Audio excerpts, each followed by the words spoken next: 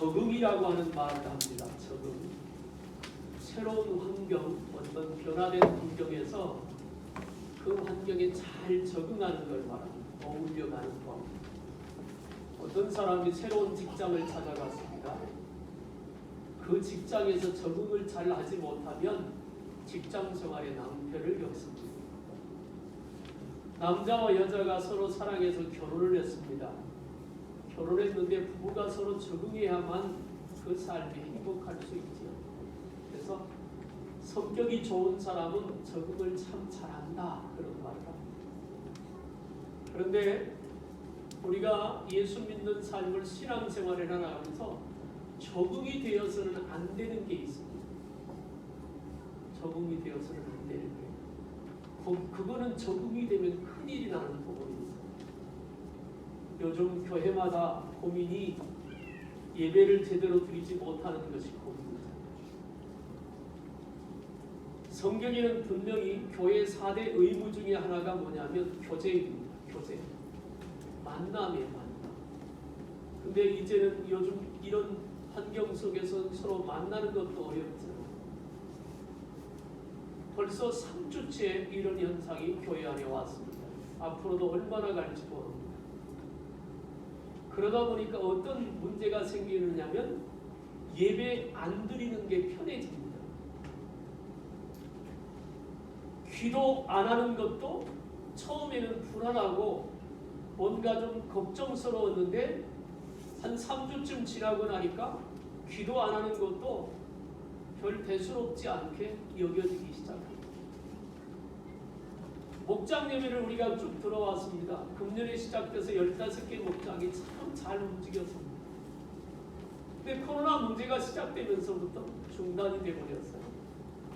그러다 보니까 목장 식구들끼리의 서로 교류도 이루어지지 않고 처음에 첫 주에는 서로 연락도 하고 문자도 주고받고 어떻게 잘 지내지는가 2주, 3주 지나면서 그런 교제도 끊어지고 점점 관계가 멀어지기 시작합니다.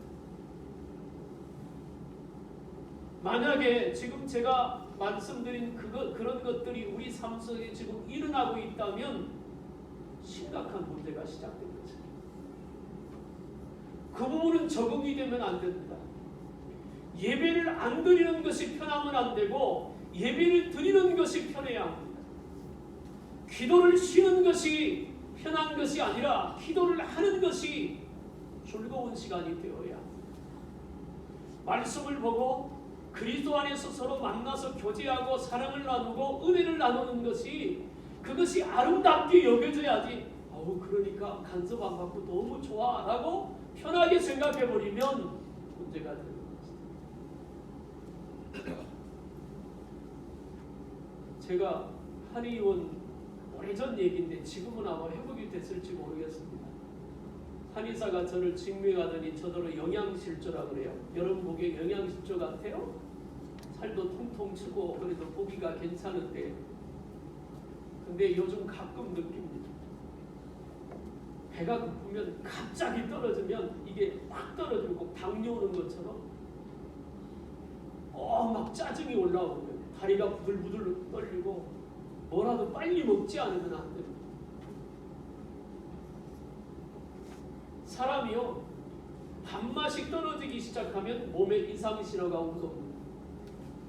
건강을 회복하면 입맛도 좋아지고요 컨디션도 괜찮아지고 마음도 상당히 편해져요. 그런데 어디 한 군데가 아프면 짜증이 나고요 불편해지고 어려워져요.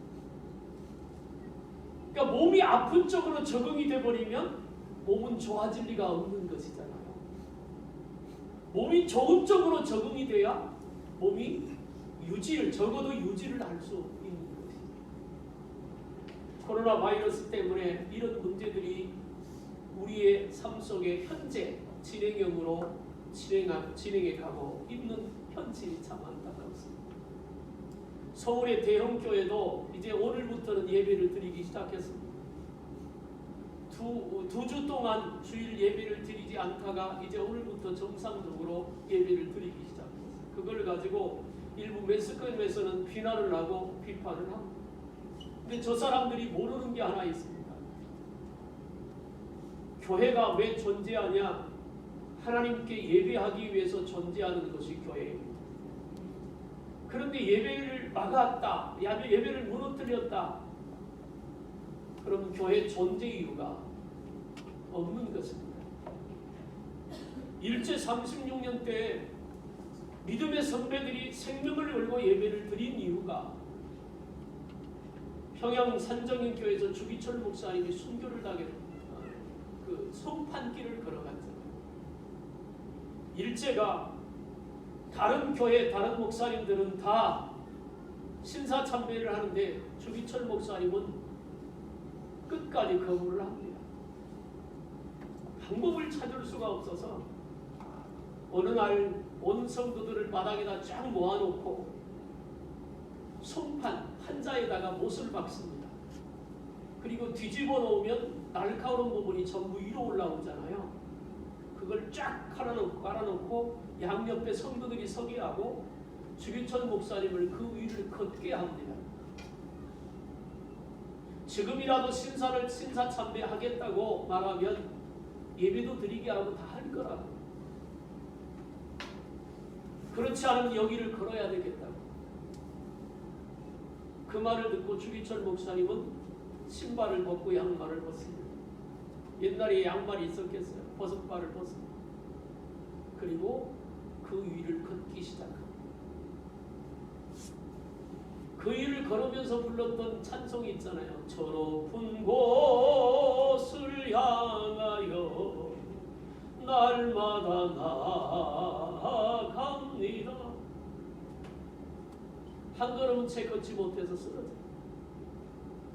또 한 걸음을 걷히면 또 쓰러져요. 끝까지 그렇게 가.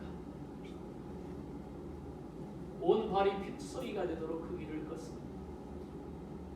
양옆에 서서 그 모습을 봤던 성도들은 주저앉아서 통곡을 하고.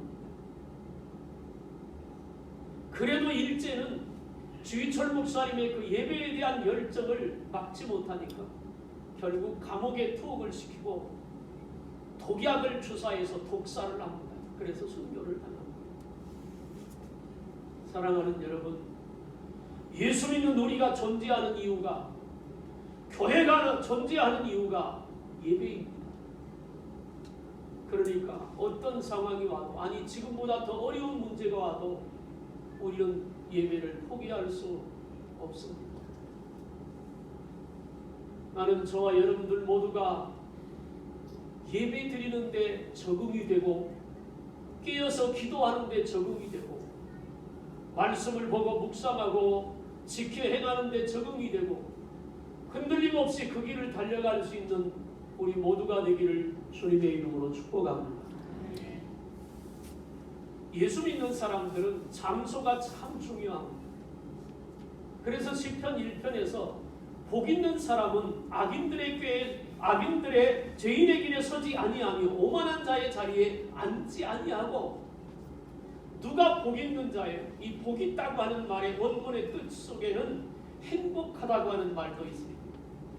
복 있는 자는, 즉 행복한 자는 누구냐? 죄인의 길에 서지 않고 오만한 자의 자리에 앉지 아니하는 자다. 더 적극적으로 얘기하면 복 있는 자는, 행복한 자는 믿음의 길을 가는 자고 주님 안에서 말씀을 주자 그 길을 가는 자가 복 있는 자인 줄로 믿으시길 바랍니다. 하나님은 야곱을 이스라엘의 한 민족을 이루는데 1등으로 세웠습니다. 야곱에게 12아들을 주고 그 야곱으로 하여금 12아들을 통해서 12지파가 만들어지고, 그래서 그 12지파가 이스라엘 12족속이 됩니다. 그 야곱에 대한 얘기가 오늘 본문에 있습니다. 하나님 땅에서 20년 동안 외삼촌집에서 때로는 속고 때로는 속이고, 그래서 거부가 되어서 가나안 땅으로 돌아옵니다.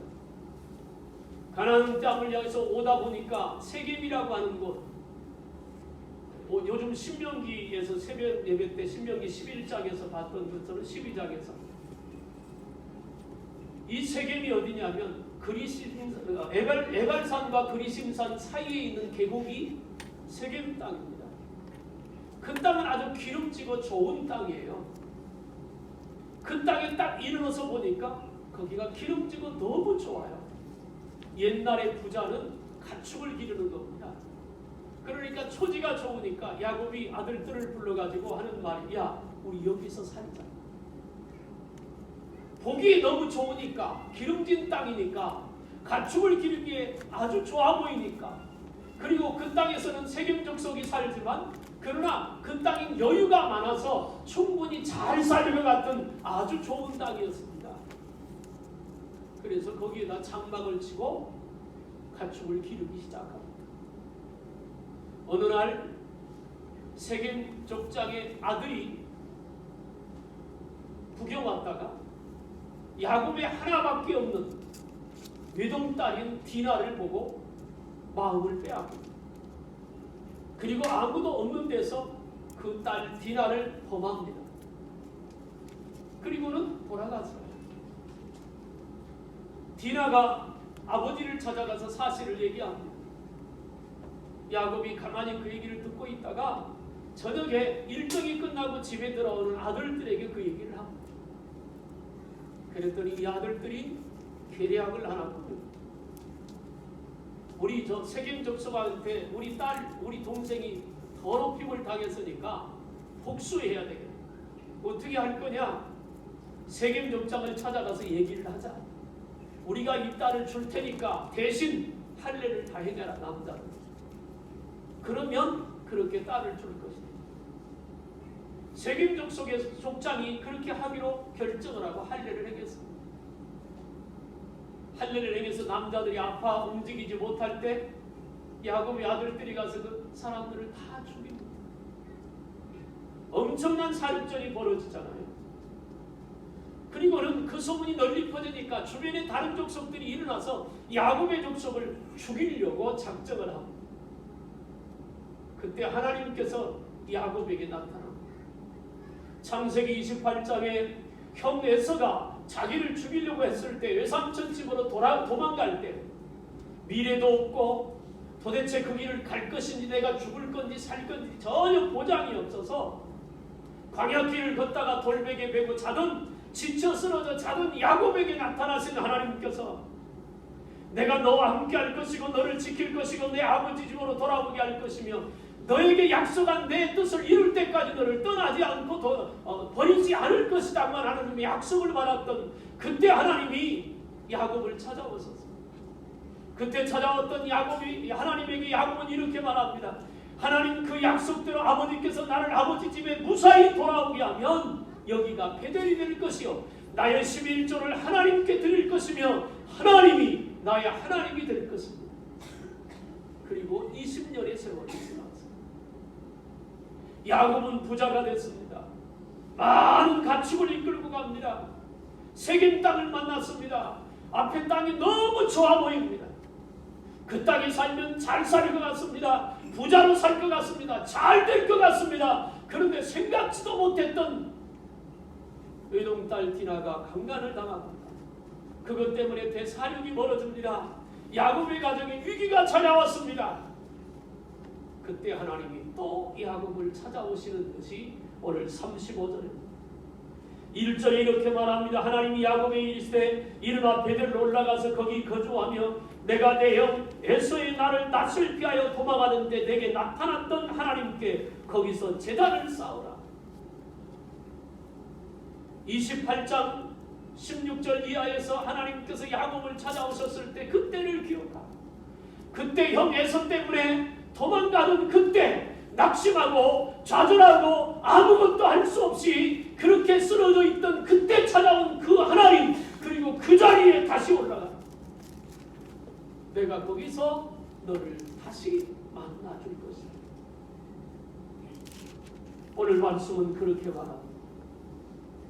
오늘 저는 이 본문의 말씀을 통해서 나는 세겜에 머물 것인가 아니면 베델에 올라갈 것인가에 대한 선택을 여러분들에게 요구합니다.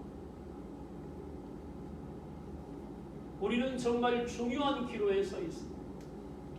사람이요, 다니엘이 새벽 기도를 금식을 20일을 금식 기도를 했습니다. 심리학자들은 21번, 21일 정도의 같은 일을 반복하면 그것이 몸의 습관이 된다고 합니다. 교회가 예배도 정상으로 드리지 못하고 또 소그룹 모임도 제대로 못 지킨 지가 3주째입니다. 우리는 여기에서 그냥 그대로 갈 것이냐 아니면 이제는 털고 일어서야 될 것이냐를 선택해야 되는 기로에 서 있는 것입니다. 다른 말로 하면 세겜에서 머물 것이냐 아니면 베델로 올라갈 것이냐를 결정해야 된다는 것입니다. 이 아침에 나온 저와 여러분들은 분명히 세겜이 아니라 베델을 선택한 하나님의 사람인 줄로 믿습니다. 그럼에도 불구하고 오늘은 귀한 말씀을 통해 그런 것들을 다시 한번 확인하고 깨달았으면 좋겠습니다. 먼저 얘기하고 싶은 것은 세겜은 육신의 조건이 잘 갖추어진 것입니다. 베델은 영적인 조건이 잘 갖추어진 것입니다. 베델은 하나님의 임재가 있는 곳입니다. 베델이라고 하는 말은 교회를 말한다. 제단, 하나님을 만나는 것입니다. 베델은 하나님의 약속이 있습니다. 거기서 하나님을 만나야 합니다. 그 베델에 올라갈 것이냐? 인간적인 조건이 다 갖추어져 있습니다. 기름진 땅입니다. 목축업하기 아주 좋습니다. 야곱이 하고 있는 그 사업에 성공의 길이 열려져 있는 것입니다. 누구도 야곱을 함부로 알 수 없습니다. 자기가 땀을 흘리고 애쓰고 노력하면 먹고 살 만한 충분한 조건을 갖춘 것이 세겜입니다. 이걸 다른 말로 얘기하면 세겜은 세상을 말합니다. 베델은 교회를 말합니다. 세겜은 조건이 다 갖춰져 있어요. 그런데 결정적으로 하나님이 함께하지 않습니다. 베델은 조건이 별로 없어 보입니다. 그런데 하나님이 거기 계십니다. 어떤 것을 선택하고 어떤 것을 결정할 것이냐는 우리 각자에게 달려 있습니다. 사사기 6장과 7장에 보면 블레셋과 이스라엘이 전쟁하는 장면이 나옵니다. 어느 날 포도즙 틀에서 곡식을 털고 있는 기드온을 찾아오신 하나님이 너를 이 나라를 블레셋에서 건져내는 일꾼으로 쓸 거야. 기드온이 깜짝 놀랍니다. 하나님, 나는요 한 번도 전쟁을 해본 적도 없고 군사훈련을 받은 적도 없습니다. 그러니까 하나님께서 아니야, 너를 들어 쓸 거야. 그리고 양털 사건을 통해서 기드온이 확신을 갖잖아요. 그 다음에 12지파의 공문을 보냅니다. 자, 이 나라가 위기에 처했으니 이 나라를 건져내야 되겠다. 모여라! 그래서 모인 게 12,000명입니다. 그들을 데리고 전쟁을 하려고 했는데 하나님께서 뭐라고 하는 거니? 다 보내라. 너무 많다, 숫자가. 그리고 물가에 가서 물을 마시게 합니다. 어떻든 다 보내고 나서 남은 숫자가 300명. 블레셋 군사는 얼마나 많으냐? 성경에 대군이라고 했습니다. 대군이면 적어도 10만 명 이상 되는 엄청난 숫자입니다. 그 많은 숫자와 300명이 어떻게 싸워서 이깁니까? 그것도 군사가 훈련된 것도 아니고 무기가 갖추어진 것도 아닙니다. 하나님께서 300명의 군사에게 주신 무기가 있는데 그게 뭐냐면 항아리 하나하고 횃불 하나입니다. 누가 봐도 그 전쟁에서는 백전백패입니다. 그런데 기드온은 자기들이 든 무기가 아니라 블레셋 군사만큼 많은 군사의 숫자가 아니라 함께 하시는 하나님을 의지하고 하나님의 말씀에 순종하며 간 줄로 믿습니다. 그 전쟁에서 이겼습니다. 세겜은 군사의 숫자, 들고 있는 무기를 말하지만 베델은 함께 하시는 하나님을 말합니다. 다윗과 골리앗의 싸움도 역시 마찬가지입니다. 다윗은 골리앗 앞에 서서 이렇게 말합니다.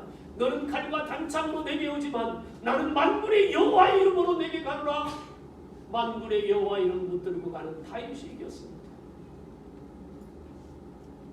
베델에 올라가서 하나님을 만나고 베델에 올라가서 하나님의 은혜를 입고 살 것이냐, 아니면 보암직도 하고 먹음직도 하고 탐스럽기도 하고 성공할 만한 조건이 갖추어지는 세겜 땅에 머물러 있을 것이냐. 두 번째는 세금은 죄악과 실패를 안겨둔 것이지만 베델은 하나님의 용서와 축복을 보장한 것입니다.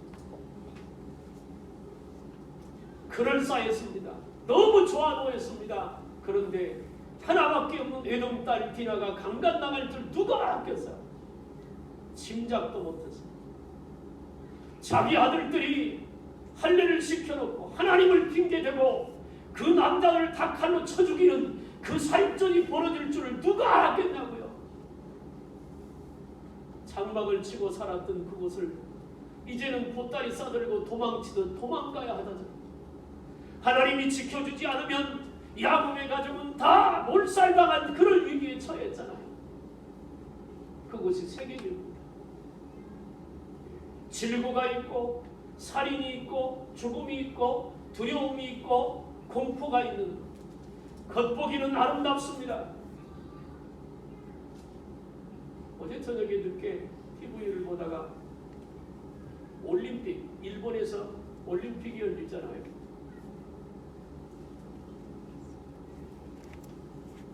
그 올림픽에 방사능출이 얼마나 남았는지를 측정하는 취재가 KBS에서 나왔습니다. 아마 그것 때문에 상당히 논란이 될 것 같아요.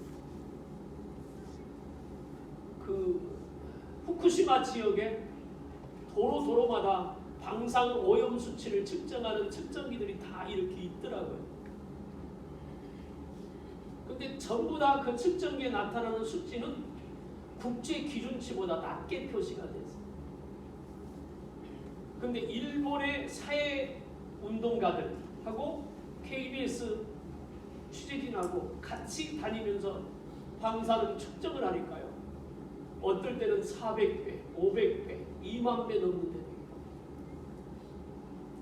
적게는 40배, 50배 방사능 수치가 다. 캄보디아가 그런 지역에 숙소를 얻었더라고요. 그나마 도로가에는, 도로 주변에는 제염 작업이 돼서 그 정도인데 산을 좀 올라가서 풀숲에서 사니까 2만 배, 15,000배가 나옵니다.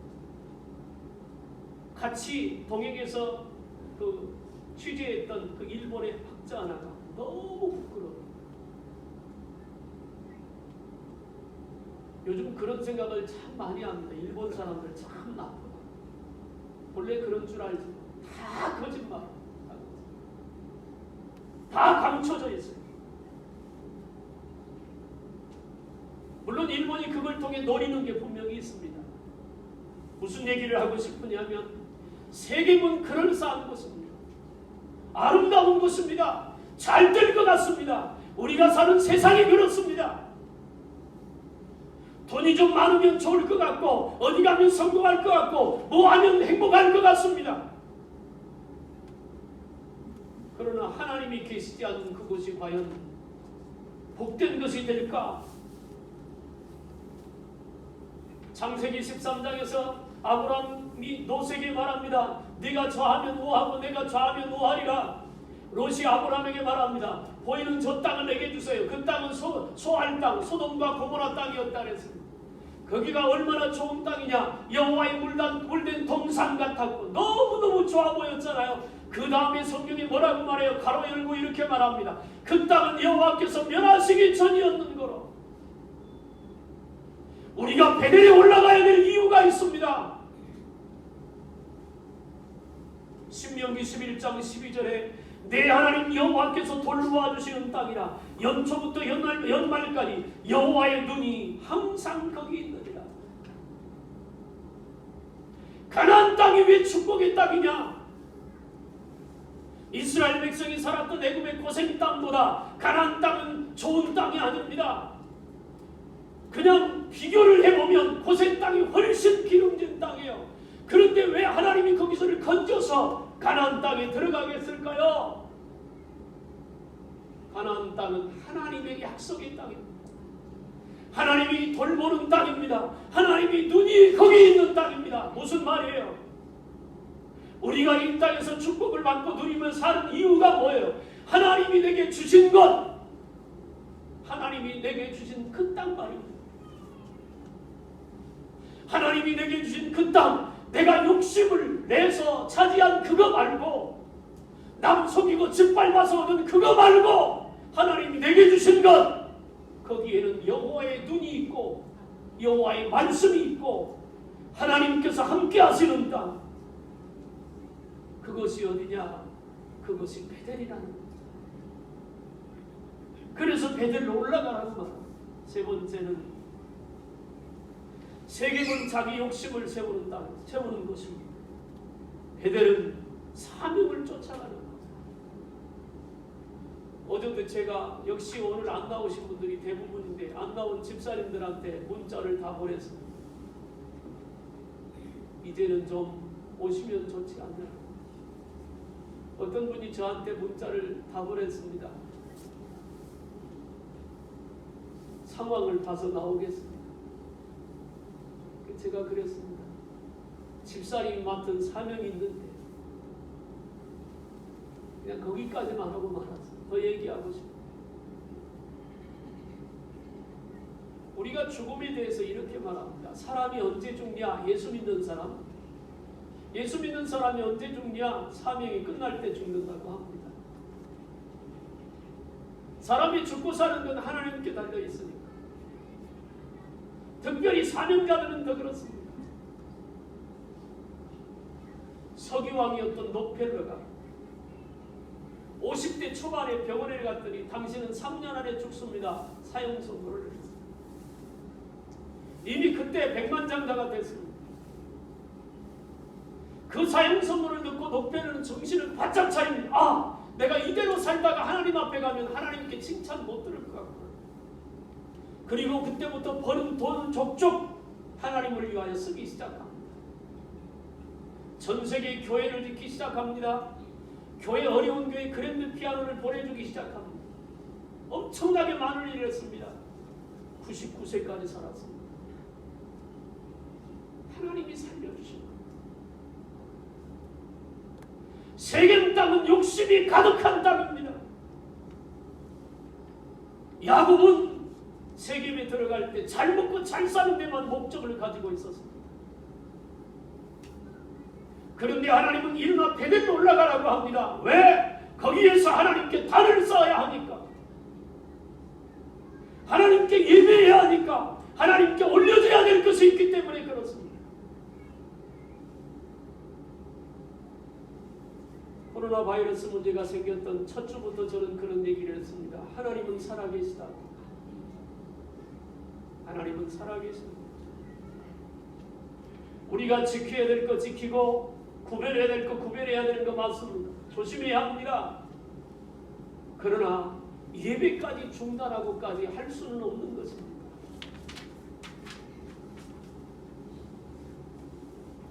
사람에게는 만족이 없어요. 세겜이 아무리 기름지고 좋은 땅처럼 보여도 그 땅에는 만족이 없어요. 그래서 잠언 기자가 말합니다. 달라고 하는 자에게는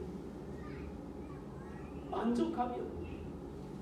이스라엘 백성의 애굽에서 탈출해 나올 때 10가지 재앙이 되는데 두 번째 재앙부터는 고센 땅, 이스라엘 백성이 있는 땅에는 재앙이 안 내렸습니다. 마지막 10번째 재앙입니다. 장자의 재앙이 임할 때 어린 양을 잡아 문설주 그 피를 문설주와 임방에 바르고 그 집안에 있으면 살리라. 그 말씀을 따라 어린 양을 잡아 문설주의 임방에 바르고 그 집안에 머물면 죽음의 사자가 넘어갔어요. 그래서 6월절입니다. 그 말씀 안에, 그 약속 안에, 그 피가 바른 그 안에, 그 집안에 있지 않으면 다 죽었어요. 그 집안에 있는 자만 살았습니다. 오늘 우리가 예수 믿는 우리가 말입니다. 우리 안에 예수의 피가 흐르고 예수님의 권세가 있고 하나님의 성령의 역사가 있고 말씀의 은혜 가운데 머물러 있으면 머리털 하나도 상치 않도록 보호받을 것입니다. 그것이 하나님의 약속이에요. 제가 가끔 기회 될 때마다 성경 때나 하는 얘기가 있습니다. 마귀와 싸우고 죄와 싸울 때 두려워하면 이미 지는 것이다. 두려워하지 마. 그래서 성경에서 강하고 담대하라고 하는 말이 그렇게 자주 반복이 되는 겁니다. 하나님은 살아계십니다. 죽게 피하는 자가 복이 있습니다. 마지막으로 이 말씀드리는 것은 세겜은 하나님의 보장이 없습니다. 그런데 베델에는 하나님의 보장이 있습니다. 세겜에 무슨 보장이 있습니까? 하나님이 계시지 않는 곳인데 하나님이 계시지 않는 그곳에 누구의 보장을 받아요? 사람의 보장 받는다고요? 사람이 뭘 보장할 수 있습니까? 사람이 어떤 것을 보장해 줄 수 있고 어떤 것을 보장할 수 있어요? 못합니다. 하나님이 보장해 주셔야 합니다. 야곱이 하나님의 약속을 창세기 28장에서 받고 하나님이 나의 하나님이 될 것입니다. 그런데 그걸 잊어버렸습니다. 우리가 예수 믿고 구원받은 다음에 우리도 그렇게 고백했습니다. 예수 그리스도가 나의 구세주입니다. 지금도 주님을 향하여 예수 그리스도가 나의 구세주라고 하는 그 고백이 지금도 여전한 줄로 믿습니다. 그래야 합니다. 너를 향한 나의 뜻을 이룰 때까지 너를 떠나지 않고 버리지 않을 것이다. 그 말은 무슨 얘기예요? 야곱을 향한 하나님의 뜻이 언제 끝나요? 죽을 때 끝납니다. 평생 야곱을 붙들고 계시겠다고 하는 얘기입니다. 그 야곱의 자리에 내가 들어가서 그 야곱에게 하신 그 보장을 아멘하고 받으면 오늘 나를 향한 하나님의 약속은 이것입니다. 너를 향한 나의 뜻을 이룰 때까지 내가 너를 떠나지 않고 버리지 아니할 것이다. 할렐루야. 그것이 우리를 향한 하나님의 보장이에요.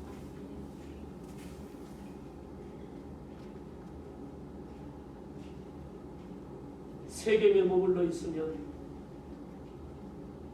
어떤 순간은 좋을지 모르지만 결과는 절망입니다. 베델로 올라가는 것이 힘든 일인지 모르지만 베델에 가면 보장이 있습니다. 우리 그 베델에 올라가시길 바랍니다. 날마다의 삶에서 말입니다. 가정에서, 직장에서 말입니다.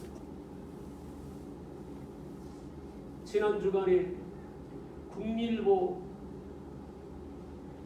기독교 면에 성명서가 하나 발표가 됐습니다. 대한예수주장교 통합 측에서 내놓은 성명서. 여러 가지가 5가지인가가 있는데 대략 이런 내용입니다. 교회에서 예배 드리는 것은 교회의 고유 권한인데 그 고유 권한에 대해서 정부가 이러쿵저러쿵 하지 마라. 그건 우리 스스로가 결정한 문제예요. 우리도 마스크 쓰고 예배할 것이고 손 세정제 쓸 것이고 소독할 것이고 어제 우리 남자들 교회 다 소독했습니다. 오늘 예배 마치고 또 할 겁니다. 그러면서 이런 얘기를 했어요. 그러면 당신들, 정부를 향해서 하는 얘기, 당신들은 코로나 바이러스 때문에 직장에 안 갑니까? 다 집에 가서 있습니까? 그렇게 질문을 던져놨어요.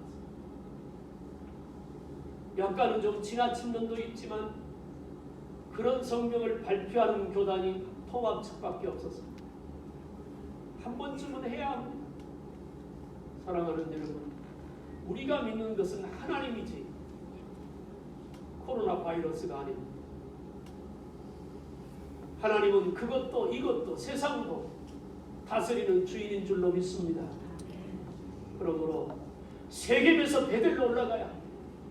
세겜에 그냥 머물러 있으면 안 되는 것이죠. 오늘 성경을 한 군데 찾아보고 말씀을 마치려고 합니다. 시편 121편입니다.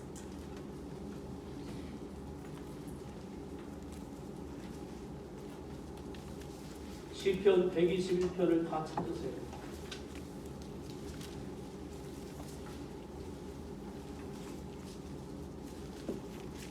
하나님께서 우리를 향해서 하시는 말씀, 지금 내게 주시는 하나님의 약속의 말씀으로 믿고 이 말씀대로 하나님이 나를 축복하신 줄로 믿고 시편 121편을 1절부터 8절까지 길지 않으니까 믿음으로 한번 같이 큰 소리로 읽겠습니다. 시작. 내가 산을 향하여 눈을 돌리라. 나의 도움이 어디서 올까? 나의 도움은 천지를 지으신 여호와에게서로다. 여호와께서 너를 실족하지 아니하게 하시며 너를 지키시는 이가 졸지 아니하시리로다. 이스라엘을 지키신 이는 졸지도 아니하시고 주무시지도 아니하시리로다. 여호와는 너를 지키시는 이시라. 여호와께서 내 오른쪽에서 내 그늘이 되시나니 낮의 해가 너를 상하게 하지 아니하며 밤의 달도 너를 해치지 아니하리로다. 여호와께서 너를 지켜 모든 환난을 면하게 하시며 또 내 영혼을 지키시리로다. 여호와께서 너의 출입을 지금부터 영원까지 지키시리로다. 아멘. 이 말씀이 오늘 말씀의 결론입니다. 하나님이 저와 여러분들을 지키실 것입니다. 졸지도 아니하시고 주무시도 아니하시고 지키실 것입니다. 그런 은혜 가운데 승리하기를 주님의 이름으로 축복합니다. 기도하겠습니다.